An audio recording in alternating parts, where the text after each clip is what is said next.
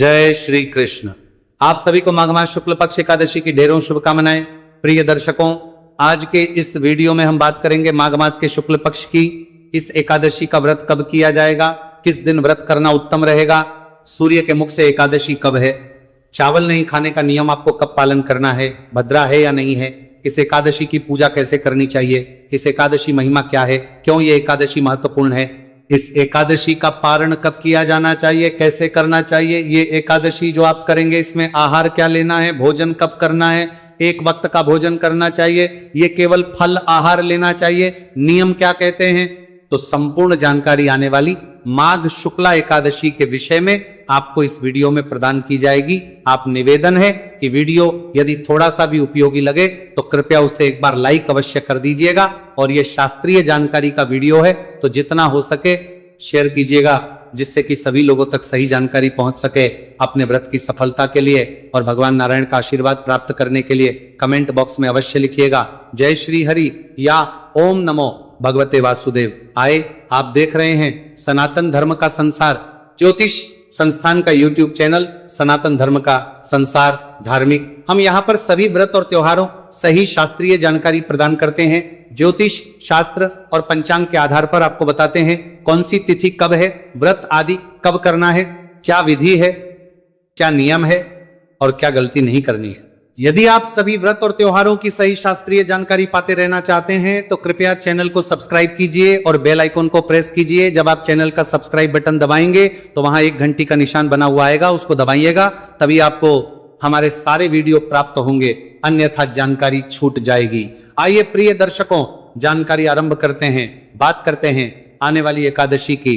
प्रिय भक्तों, माघ मास चल रहा है और माघ मास की जो शुक्ल पक्ष की एकादशी होती है उसका नाम होता है जया एकादशी।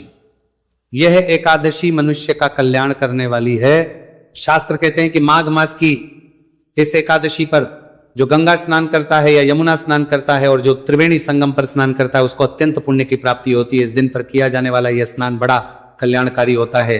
जो मनुष्य माघ मास की जया एकादशी का व्रत संकल्पित होकर करे और विधि विधान से उसका पारण करे तो उसके सभी पाप नष्ट हो जाते हैं। ये मनुष्य अपने जीवन में सदा विजय प्राप्त करता है। ये जय दिलाने हैं, विजय दिलाने वाली है। तो यदि आपके जीवन में किसी भी प्रकार की परेशानी चल रही हो, चाहे आर्थिक परेशानी हो, सामाजिक परेशानी हो, किसी के साथ दुश्मनी हो रखी हो, आप केवल और केवल इस एकादशी का विधि विधान से संकल्प करते हुए व्रत पूजन कीजिएगा, आपको सफलता प्राप्त होगी। प्रश्न उठता है कि ये एकादशी हमें क्यों करनी चाहिए। प्रिय दर्शकों, माघ शुक्ला जो एकादशी है ना, ये आपके जीवन के संकटों को दूर करने वाली है। शास्त्र कहते माघ का महीना अपने आप में बड़ा ही पवित्र और बहुत अधिक पुण्य देने वाला है, इसीलिए माघ स्नान बड़ा कल्याणकारी होता है। जब माघ स्नान और माघ महीने की महिमा इतनी है तो उस महीने में आने वाली तिथि की महिमा अपने आप ही कई गुना अधिक बढ़ जाती है। और फिर ये जो एकादशी है ये माघ शुक्ला एकादशी है। तो माघ शुक्ला एकादशी के विषय में शास्त्र कहते हैं कि इस एकादशी का व्रत करने से मनुष्य के सभी पापों का होता है। मनुष्य विधि विधान से व्रत करके अपने पितृ को भी तार सकता है। यदि आप इस दिन अपने पितृ के निमित्त जल तर्पण करते हैं, गीता के 7वें अध्याय का श्रवण करते हैं, तो इससे आपके पितृ को भी तार सकता है, तृप्त होते हैं। इस एकादशी के दिन आपको पितृ को तिलयुक्त जल से तर्पण करना चाहिए। ये एकादशी आपके पितृ को मुक्ति दिलाने वाली है और आपके इस पापों का नाश करने वाली है। प्रश्न उठता है कि अब ये एकादशी हमें करनी कैसे चाहिए, इसके नियम क्या है। महत्व को आपने जाना, क्योंकि महत्व इतना अधिक है जितना मैं वर्णन करूं कम रहेगा। कम शब्दों में यही कि ये आपके जीवन को संवार देगी। अगर आपने विधि विधान से इसका व्रत किया, पूजन किया, तो अब इसके नियम की बात करते हैं कि हमें ये करना कैसे चाहिए। तो प्रिय दर्शकों, जया एकादशी के व्रत के जो नियम हैं वो दशमी तिथि आरंभ होते हैं, अर्थात व्रत के एक दिन पूर्व ही इसके नियम आरंभ हो जाते हैं। और एकादशी के दिन आप व्रत धारण करेंगे और अगले दिन व्रत का पारण करेंगे। इस प्रकार से जो एकादशी का व्रत है यह केवल एक व्रत नहीं होता, ये एक त्रिदिवसीय विधान होता है, अर्थात 3 दिन का विधान होता है।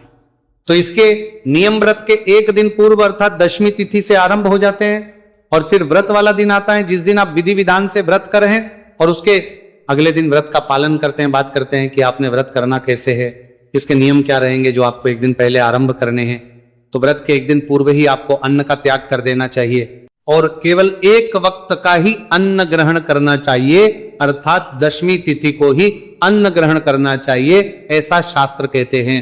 रात्रि काल में अन्न ग्रहण नहीं करना चाहिए, ये एक बड़ा नियम है। अगर आपसे इसका पालन हो तो अवश्य कीजिएगा। यदि किसी की शारीरिक स्थिति ऐसी नहीं है या किसी का स्वास्थ्य इतना अच्छा नहीं रहता तो आप आहार 2 वक्त भी ले सकते हैं। नियम कहता है कि एक वक्त का आहार अधिक उत्तम रहता है। दशमी तिथि को आपको कुछ वस्तुओं का त्याग करना है, जैसे कि मसूर की दाल का त्याग कहा गया है। मसूर की दाल आपको दशमी तिथि को छोड़ देनी है, दशमी तिथि को भी ग्रहण नहीं करनी है और द्वादशी में भी ग्रहण नहीं करनी है। इसी प्रकार से जो लोग मांस मदिरा का सेवन करते हैं और एकादशी का व्रत भी करते हैं तो वो ध्यान रखें कि आप दशमी तिथि को ही मांस मदिरा का सेवन छोड़ देंगे। ऐसा नहीं कि आज तो आप खूब खाएं पिए और कल आप व्रत कर लें। व्रत के एक दिन पूर्व ही आपको इन सबको त्याग देना चाहिए। जो लोग लहसुन प्याज का प्रयोग करते हैं उन्हें भी व्रत के एक दिन पहले ये त्याग देने चाहिए। माताएं बहनें बाल धोना चाहती हैं, सर धोना चाहती हैं, वो भी दशमी तिथि को अर्थात व्रत के एक दिन पूर्व ही बाल धो लें, क्योंकि एकादशी के दिन बाल नहीं धोए जाते हैं और द्वादशी के दिन भी बाल नहीं धोए जाते हैं। ये शास्त्रीय विधान है जो पुराणों में लिखा है। इन 2 दिनों पर महिलाओं को सर नहीं धोना चाहिए।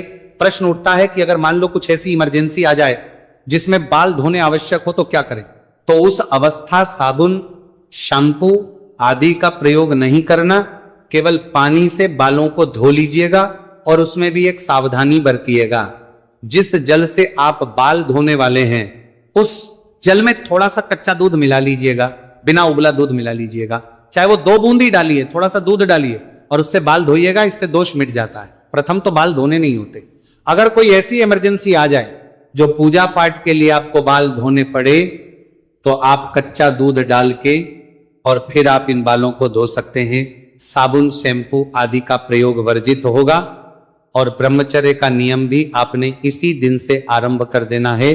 ब्रह्मचर्य धारण कर लेना है, अर्थात दशमी तिथि से आप ब्रह्मचर्य आरंभ करेंगे और ये एकादशी व्रत के साथ साथ द्वादशी पारण तक आपको निभाना होगा। व्रत के एक दिन पूर्व दशमी तिथि से ही शहद का त्याग कहा गया है, अर्थात शहद का प्रयोग नहीं करना चाहिए। ना ही वो एकादशी व्रत में पूजन वाले दिन जो पंचामृत बनाते हैं उसमें प्रयोग करेंगे और ना ही शहद का प्रयोग द्वादशी को जब पारण करते हैं तो पारण में प्रयोग होगा। तो शहद का त्याग है 3 दिन के लिए। चने के साग का त्याग भी कहा गया है। शास्त्र कहते हैं चने के सांग का प्रयोग नहीं करना चाहिए और ये मौसम है चने के सांग का। तो जो भी माताएं बहनें चने का सांग प्रयोग करती हैं वो ध्यान दें कि एकादशी के दिन चने का सांग आपको नहीं खाना है, दशमी तिथि को भी चने का सांग खाना है। कांसे के पात्र का प्रयोग भी कहा गया है कि आप दशमी तिथि को ही कांसे के पात्र को त्याग देंगे, एकादशी को भी प्रयोग नहीं करेंगे तो आदशी को भी प्रयोग नहीं करेंगे। जो माताएं बहनें भाई बंधु भगवान को भोग लगाने के लिए भी यदि प्रयोग करते हैं तो वो भी ध्यान दें कि कांसे का पात्र जो है वो 3 दिन प्रयोग में नहीं लेना है। इन सभी नियमों का पालन करते हुए दशमी तिथि का दिन व्यतीत कीजिए। जो पूजा पाठ की सामग्री है जो आपके घर में उपलब्ध ना हो तो आप बाजार से ले आइए और एकादशी के दिन सुबह सूर्योदय से पहले उठ जाइए। सूर्योदय से पहले उठ के स्नान आदि करके स्वच्छ वस्त्र धारण करके फिर हम पूजन करेंगे। ध्यान दीजिएगा, इस दिन का जो एकादशी के दिन का स्नान है बड़ा महत्वपूर्ण है। ये स्नान यदि गंगा, यमुना या संगम में किया जाए तो अत्यंत पुण्यदायी है। जो लोग घर पर स्नान कर रहे हैं वो भी यदि जल में थोड़ा सा गंगा जल और काले तिल डाल के स्नान करें तो वह अधिक उत्तम रहेगा। विशेष बात पर ध्यान दीजिएगा कि एकादशी के व्रत वाले दिन जो मंजन है या दातुन आदि है इसका प्रयोग वर्जित कहा गया है, क्योंकि फूल पत्ती आदि तोड़नी नहीं होती इसलिए दातुन नहीं करनी, और मंजन आदि का प्रयोग इसलिए नहीं करना क्योंकि मंजन या टूथपेस्ट जो भी आप करते हैं उसमें नमक या केमिकल आता है और ये दोनों ही आपके व्रत को खंडित करते हैं।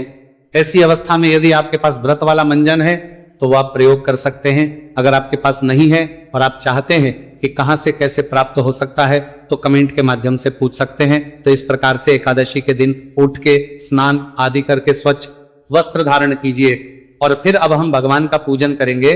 ध्यान दीजिएगा कि भगवान भास्कर को जल अवश्य देना है, सूर्य देव को जल अवश्य देना है और इसमें प्रमुख नियम, भगवान भास्कर को पहले जल देना।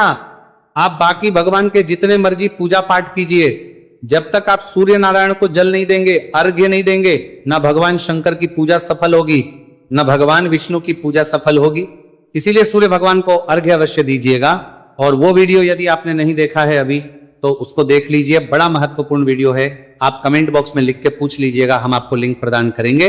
तो इस प्रकार से भगवान सूर्यदेव को जल दीजिए। भगवान सूर्यदेव को जल देने के बाद अब आप आज के व्रत का पूजन करेंगे संकल्प करते हुए। अब प्रश्न उठता है सामग्री क्या चाहिए, किन किन वस्तुओं की आवश्यकता होगी। तो आपके पास भगवान नारायण की कोई तस्वीर या प्रतिमा होनी चाहिए। उनको स्थापित करने के लिए चौकी होनी चाहिए। चौकी पर बिछाने के लिए पीला या लाल वस्त्र लीजिएगा। भगवान को अर्पित करने के लिए रोली, मोली, पान, सुपारी, लौंग, इलायची, धूप, दीप, नैवेद्य, पुष्प, इत्र, जनेऊ, पंचामृत बनाने के लिए कच्चा दूध, दही, घी, शक्कर और गंगाजल। इसके अतिरिक्त एक तांबे का लोटा लीजिएगा। ये पूजा की है। इसमें जो सामग्री आपके पास ना हो वो आप बाजार से लीजिएगा। पान के पत्ते 2 होंगे, एक पत्ता जो है प्रयोग होगा एकादशी व्रत वाले दिन पूजन में, और एक पारण वाले दिन। और सुपारी भी आपको 2 लानी है। जो लौंग और इलायची है वो 5-5 लेना आइएगा। तो ये सारी सामग्री को एकत्र कीजिए, और जो आपका पूजा स्थल है जहां बैठ के आप पूजन करते हैं ना, वहां पर सारी सामग्री रखिए और आसन लगा के बैठ जाइए। पूर्व दिशा की ओर मुख करके यहां बैठिएगा। लोटा जो तांबे का है पहले अच्छे से साफ कीजिए। उसमें पहले थोड़ा गंगाजल भरिए, फिर शुद्ध जल भरिए, और अब आप फूल के माध्यम से उस सभी सामग्री पर और उस स्थान पर जल के छींटे दीजिए, जिससे वह स्थान पवित्र हो जाएगा और वह सामग्री शुद्ध हो जाएगी। क्योंकि वह सामग्री आप तक पहुंचने से पहले ना जाने किस किस के हाथों से होके निकली है, किसने किस अवस्था में उसको हाथ लगाया है, इसीलिए आपको उसे शुद्ध करना होता है। जल के छींटे दीजिएगा। हम मंत्र पढ़ते हैं, ओम अपवित्रः पवित्रो व सर्वावस्था गतोपि व यह स्मरित पुंडरीकाक्षं स बाह्याभ्यंतरः शुचिः। इस प्रकार से स्थान को शुद्ध किया, सामग्री को शुद्ध किया। अब आप चौकी बिछाइए। चौकी पर लाल या पीला वस्त्र जो आपके पास है ना, वहां बिछाइए। उसके ऊपर भगवान नारायण की कोई भी तस्वीर या प्रतिमा है भगवान विष्णु की तो वहां रखिए। लड्डू गोपाल भी विराजमान कर सकते हैं या शालिग्राम भगवान भी विराजमान कर सकते हैं। उनको विराजमान करने के बाद धूप रखिए, दीप रखिए। दीपक जो आप रखेंगे वो अगर घी का दिया जला रहे हैं तो सीधे हाथ की ओर रखिएगा भगवान की, और तेल का दिया जला रहे हैं तो उलटे हाथ की ओर और विपरीत दिशा, दीपक के विपरीत दिशा में धूप रखिएगा। इस प्रकार से धूप दीप स्थापित करने के बाद अब अपने सीधे हाथ पर जल लीजिए और हाथ धो लीजिए। चम्मच से अपने सीधे हाथ पे जल लीजिएगा, हाथ धो लीजिएगा। हाथ धोने के बाद 3 बार आपने जलाजमी करनी है। एक एक मंत्र पर एक एक चम्मच जल। चम्मच में जो जल है ना वो 2 बूंद से ज्यादा ना हो, क्योंकि ये एकादशी के व्रत जो है निर्जला भी किए जाते हैं। तो जो लोग निर्जला व्रत कर रहे हैं उनको केवल 6 मासा जल ही शास्त्रों में विधान है कि अश्वनी के रूप में लेना चाहिए, इससे अधिक नहीं। तो 6 मासा जल 2 बूंद जल 3 बार लेंगे तो हो जाएगा। तो आप जल लीजिएगा सीधे हाथ पे और पी जाइएगा। जैसे हम मंत्र बोलते हैं, ओम केशवाय नमः पी जाइए, जल लीजिए। ओम माधवाय नमः पी जाइए। ओम नारायणाय नमः जल लीजिए, पी जाइए। ओम मार्शिकेशाय नमो नमः हाथ धो लीजिए। हाथ धोने के बाद अपने आप तिलक कीजिए, मौली बांधिए। परिवार के लोग यदि बैठ के पूजन कर रहे हैं तो उन्हें भी तिलक कीजिए और मौली बांधिए। अब धूप और दीप को प्रज्वलित कर लीजिए। धूप दीप जलाइए। धूप दीप प्रज्वलित करने के बाद अब आप व्रत पूजन का संकल्प करेंगे। संकल्प आपने अवश्य करना है। संकल्प एक आवश्यक प्रक्रिया है। इसको चाहे आप शास्त्रीय विधान से करें चाहे सामान्य भाषा में करें। तो आप संकल्प करने के लिए अपने सीधे हाथ पर जल लीजिए, पुष्प ले और दक्षिणा के रूप में 1 रुपए का सिक्का कम से कम रख लीजिए। अधिक जो भी रखना चाहे वो रख सकते हैं। 3 बार बोलिए, ओम श्री विष्णु, ओम श्री विष्णु, ओम श्री विष्णु।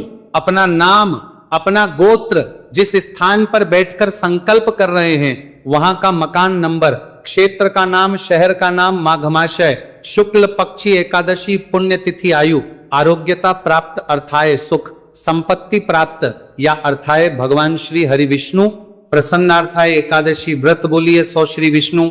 और यह संकल्प आप भगवान के चरणों में अर्पित कर दीजिए। इस प्रकार से संकल्प करना है। संकल्प करने के बाद अब आप भगवान का पूजन करेंगे। पूजन की विधि जो है वो विस्तृत है, इसीलिए मैं आपको पूजा की विधि का वीडियो अलग से बना दूंगा। यहां अभी हम केवल एकादशी के नियम कैसे व्रत आदि करना है, जो महत्वपूर्ण जानकारियां अन्य है वो मैं आपको बताता हूं। तो इस प्रकार से संकल्प करके फिर विधि विधान से पूजन कीजिएगा। पूजन के बाद आपने कथा सुननी है, कथा और कथा के साथ में विष्णु शास्त्र नाम का श्रवण अवश्य करना है। ये दोनों ही वीडियो आपको एक ही वीडियो में मिल जाएंगे, दोनों ही चीजें, कथा भी और विष्णु शास्त्र नाम भी, और साथ में आरती भी। इससे क्या है कि आपका समय बचेगा। आपको जब ढूंढना पड़ता है तो उसमें काफी समय लग जाता है। सुनने के बाद आरती कीजिएगा, आरती करके यम के अनुसार दिन व्यतीत कीजिएगा, ध्यान दीजिएगा। चौकी का विसर्जन कल होगा के बाद उसकी जानकारी मैं पारण के वीडियो में आपको विस्तार से समझाऊंगा। इसका जो पारण है वो बड़ा महत्वपूर्ण होता है, और अगर विधि से किया जाए तो शास्त्र कहते हैं कि आपको पुण्य प्राप्त नहीं होता है। ये पूजन करने के बाद आपको दिन व्यतीत करना है, किस प्रकार से किसी के साथ अहित नहीं करना, किसी का बुरा नहीं करना, वो अंदरवनी ये पूजन करना है। मन में किसी के प्रति वैर भाव नहीं रखना, बुरे विचार नहीं लाने, शांति के साथ ब्रह्मचर्य का पालन करते हुए और सात्विकता के साथ दिन को व्यतीत कीजिए, क्योंकि घर में नारायण विराजमान है, भगवान विराजमान है। तो किसी प्रकार का कलह कलेश आदि नहीं होना चाहिए। अब आपने पितृतर्पण अवश्य करना है। भगवान की पूजा के बाद पितृतर्पण अवश्य। पितृतर्पण कैसे होगा? एक लोटा लीजिए तांबे का, उसमें पहले थोड़ा गंगा जल भरिए, फिर शुद्ध जल भरिए, थोड़े से काले तिल, एक पत्ता तुलसी का डालिए, कुशा है तो कुशा डालिए, आसन लगाइए, दक्षिण दिशा की ओर मुख करके बैठ जाइए, लोटे को सामने रखिए और गीता के 7वें अध्याय का श्रवण कीजिए। गीता का 7वां अध्याय में अपलोड कर दूंगा, और अगर आपको कभी ना मिले तो आप लिखा करें YouTube पे गीता का 7वां अध्याय सनातन धर्म का संसार। आपको हमारे सारे वीडियो गीता के अध्याय के मिल जाएंगे। अध्याय सुनिएगा, अध्याय सुन के उसका पुण्य अपने पितृ को अर्पित कीजिएगा। लोटा हाथ में उठाइए, संकल्प कीजिए कि प्रभु मैंने ये जो गीता का 7वां अध्याय सुना है, इसका पुण्य मैं अपने पितरों को अर्पित करता हूं। ये पुण्य मेरे पितृ को प्राप्त हो और वो तृप्त हो, तृप्त हो, तृप्त हो। इस प्रकार से संकल्प करें, फिर उस जल से तर्पण करें। तर्पण करने के लिए सीधे हाथ में अंगूठे और उंगली के बीच का जो क्षेत्र है वो पितृ तीर्थ होता है। वहां से जल को दूसरे पात्र में छोड़ना है, ओम नारायणाय नमः और मंत्र बोलना है। ये सभी में जो वीडियो होता है गीता के 7वें अध्याय का, उसमें भी आपको बताता हूं कि यदि आप भूल भी जाएं तो वहां पे आपको मैं समझाता हूं कि अब आपने कब क्या करना है, कब क्या करना है। तर्पण करना है और तर्पण करके वह जल पीपल में अर्पित कर दीजिएगा। अपने पितरों से निवेदन कीजिएगा कि हे मेरे पितरों, मेरे संकटों का हरण करें। गीता के 7वें अध्याय का पुण्य और यह जल तर्पण स्वीकार करें और तृप्त हों। इससे आपके पितृ तृप्त होंगे। पितृ की तृप्ति बहुत आवश्यक है। शास्त्र कहते हैं कि यदि आपने पितृ को तृप्त किया तो आपके जीवन के संकट वैसे ही समाप्त हो जाते हैं, क्योंकि आपके पितृ ही है जो आपके जीवन में संकटों से आपके कर सकते हैं। इसीलिए उनको मनाना आवश्यक है, और उनके मनाने के लिए या उनको तृप्त करने के लिए यह सबसे उत्तम उपाय होता है गीता के 7वें अध्याय को सुनना, उसका पुण्य और जल तर्पण करना। पितृ को या आप एकादशी पे करें, अमावस्या पे करें, पूर्णिमा पे करें और संक्रांति पर भी करें ही करें। यहां आपने पितृकर्म करना है, फिर सायंकाल को आपको कीर्तन करना चाहिए। कीर्तन कैसे? आपके आसपास कोई मंदिर है, वहां कीर्तन होता है, वहां जाइए। अगर कीर्तन कहीं नहीं होता है तो भगवान नारायण कहते हैं कि अगर आप कीर्तन के या तबले आदि बजा के कीर्तन नहीं कर सकते तो उनके कुछ स्तोत्र हैं, पाठ हैं, उनको सुन के कीर्तन का फल पा सकते हैं। तो वो सभी पाठ और स्रोत मैं एक वीडियो में अपलोड करता हूं प्रत्येक एकादशी पर। आपको वीडियो प्राप्त होगा, उस वीडियो को सुनिएगा, उससे आप कीर्तन का लाभ लीजिएगा। उसके बाद आप व्रत आहार क्या करेंगे इसकी बात करते हैं, क्योंकि फिर व्रत खोलने का समय आएगा, सायंकाल का आहार लेने का समय आएगा। तो जो लोग व्रत आहार लेना चाहते हैं वो फल आहार करें, यह सर्वोत्तम है। फल आहार से अधिक नहीं लेना चाहिए, फल खाइए, अधिक से अधिक दूध ले सकते हैं। अब कुछ लोग कूटू, शामक, सिंघाड़ा आदि प्रयोग करते हैं, वो उनकी अपनी मान्यताओं पर है, पर सबसे उत्तम तो ये रहता है कि यदि आप फल खा के ही व्रत को करें तो सबसे अच्छा रहेगा। रात्रि काल को जागरण करना चाहिए। रात्रि के जागरण की महिमा बहुत अधिक है इस एकादशी को। जो मनुष्य रात्रि जागरण करते हुए इस एकादशी का व्रत को करता है उसे इस एकादशी के पुण्य का भाग कई गुना अधिक प्राप्त होता है। इसीलिए आपको रात्रि जागरण करना चाहिए। रात्रि ऐसे नहीं कि टीवी देखते हुए कर रहे हैं, जागरण करने के लिए कुछ स्तोत्र हैं, पाठ हैं, उनको सुनते हुए रात्रि जागरण करना चाहिए। वो मैं वीडियो में अपलोड कर देता हूं, उसको सुनिएगा। प्रश्न उठता है जी रात्रि जागरण कब तक करें? रात्रि को 1 से 2 बजे तक तो जाके ही जागिए, उसके बाद सो सकते हैं। फिर अगले दिन पारण के लिए सूर्योदय से पहले उठ जाइएगा। उठने के बाद स्नान आदि करके पारण की पूजा करेंगे। पारण की पूजा करके, ब्राह्मण की पूजा करके, भोजन आदि करा के, दान दक्षिणा आदि देने के बाद फिर हम व्रत का पारण की विधि आदि की जानकारी मैं आपको विस्तृत वीडियो में दूंगा जो पारण से संबंधित होगा। बस महत्वपूर्ण जानकारी यह है कि पारण जो है व्रत के अगले दिन सूर्योदय के बाद और द्वादशी तिथि में हरिवासन का समय निकल जाने के बाद किया जाना चाहिए।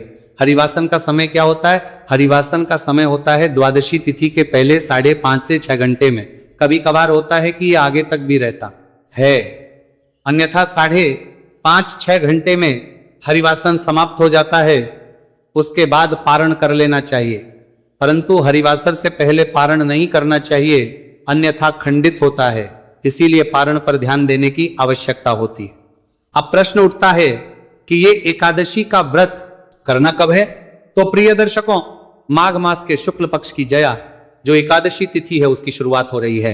28 जनवरी को बुधवार का दिन रहेगा शाम को 4:35 पर, और यह समाप्त होगी 29 जनवरी को गुरुवार का दिन रहेगा दोपहर को 1:55 पर। ऐसे में 29 जनवरी को सूर्य के मुख से एकादशी रहेगी, उदया तिथि मान के अनुसार एकादशी रहेगी, तो 29 जनवरी को ही व्रत किया जाएगा इसमें, क्योंकि द्वादशी तिथि भी आ रही है, तो यह उत्तम दिन रहेगा व्रत के लिए। 29 जनवरी गुरुवार सूर्योदय अर्थात 7:15 से और 8:45 बजे के बीच में पूजन का शुभ समय रहेगा। वह पूजन कीजिएगा, कल्याणकारी रहेगा। कुछ और जानना चाहे, पूछना चाहे, कमेंट बॉक्स में लिख के पूछ लीजिएगा। भगवान नारायण सब पर कृपा करें। हरे कृष्णा।